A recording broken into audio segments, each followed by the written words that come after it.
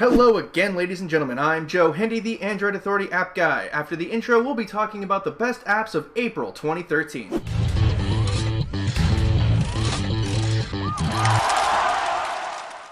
First on our list is a game called Cut the Rope. This is a very good looking yet simple puzzle game that takes an old crusty puzzle game formula and helps freshen it up a little bit. It does a pretty good job too. At the time of this video, it's rocking a 4.9 rating in the Google Play Store. That should give you a clue as to how good it is. Here's how the game works. You have to feed two adorable little monsters candy in every round. To do so, you must slash ropes and chains, use special powers, and overcome obstacles to get the candy to each monster. Each level gets a little bit harder, and instead of assigning 3 stars based on score, the 3 stars are actually in the level and you must collect them. Both free and paid versions are available in the Google Play Store. If you've played the first 3 Dungeon Hunters from Gameloft, then you know what kind of game to expect from Dungeon Hunter 4. For those who don't know, Dungeon Hunter 4 is a hack and slash RPG where you explore places, kill bad guys, and learn new skills. Unlike the previous 3 games, the 4th reportedly has a decent storyline. Some Google Play reviewers have gone so far as to say that this is what the previous 3 versions should have been. Aside from having an improved storyline, the game has improved pretty much everything else too.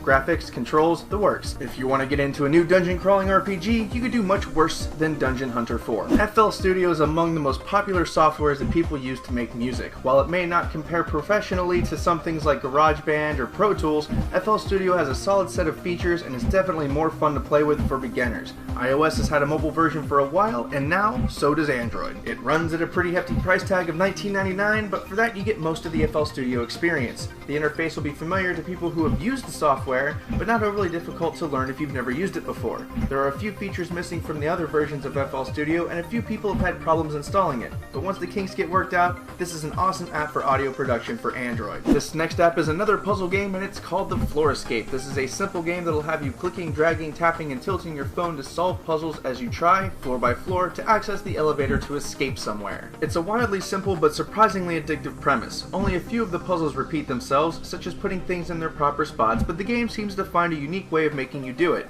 It's fun, addictive, simple, and some of the puzzles are genuinely difficult to figure out. Not impossibly so, but we came across a couple of noodle scratchers. Next on our list is Iron Man 3 and, consequently, the second Gameloft game to make the list this month. This is actually a really nice game when it works properly. The graphics are really good for a mobile game, the controls are good, and the gameplay is fast-paced. The only issue we had with it were there were a couple of parts of the menu that lagged, even on the Nexus 4. Otherwise, everything went swimmingly. It's free to download and play in the Google Play Store, and unlike most free runner games, this one actually has a storyline.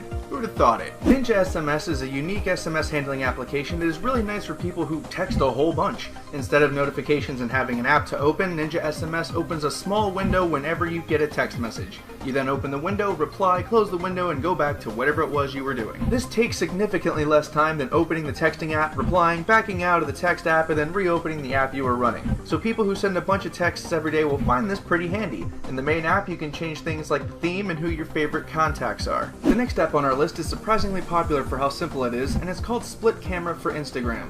It's a simple camera application that's meant to do just one thing: take split pictures for some unique shots for your social media sites. It's pretty simple to use, and you can really take some imaginative shots with it. The first thing you do is take a picture of something, then you take a picture of a second thing, and the app combines the two into a single picture.